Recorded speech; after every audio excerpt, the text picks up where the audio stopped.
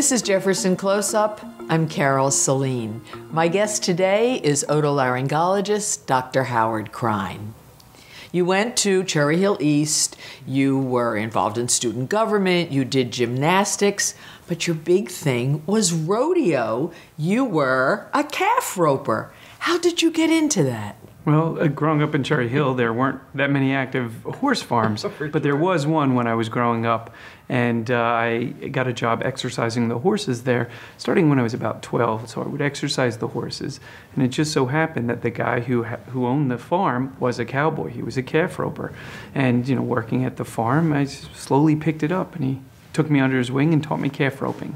And so you ended up going to Cowtown and competing? Yep, absolutely. Oh, I bet that made your mother so happy. Now, she wasn't thrilled. As if that weren't enough to keep you busy, from 16 to 20, you were also a volunteer fireman. Now, how did any of this get you into medicine? Well, I think that being a fireman, I don't know how much the rodeo got me into medicine, but certainly being a fireman, I think it instilled in me early on sort of that public service and helping others was important. And I think that that's probably one of the main reasons that I went into medicine, and also why I continued doing pro bono work, such as going to Belize or doing stuff with domestic violence. Ooh, there's so many areas to go in with you. But you didn't become a doctor right away. First, you got a PhD in cell biology. I think you said you had to take a class to get an A, you had to do some research. But how did you decide after a PhD to get an MD? Yeah, so during my PhD, my graduate work, I actually lived with 4 other guys who were all in medical school. And I remember as I was finishing up my PhD, coming home and I was telling them about this one experiment I was doing, and I was all excited about it. And one of the guys said, "Oh, that's great. I sewed an arm on today."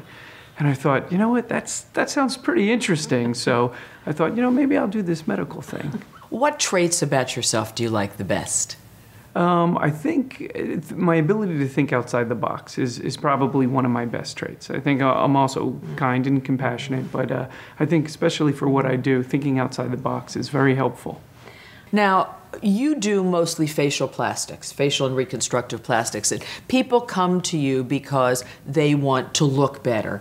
How do you handle what may often be unrealistic expectations? Well, in the cosmetic, realm, you really have to be careful about expectations, and you have to be honest with people. Not everything is going to fit to each individual person. And that's the importance of the consult, is because you get to sit down, talk about what the patient wants and what I think I can do for the patient. And you have to be very upfront and honest, and together come up with realistic expectations. And that's not always easy. People have to hear things they don't want to hear. Sometimes. You've had a really interesting life so far. Do you have kind of a motto for all the varied ways you live? I think it's live life to its fullest, and I think also appreciate every day. Well, my gosh, you've certainly done that. It was so fun talking to you. Thanks. Thank you.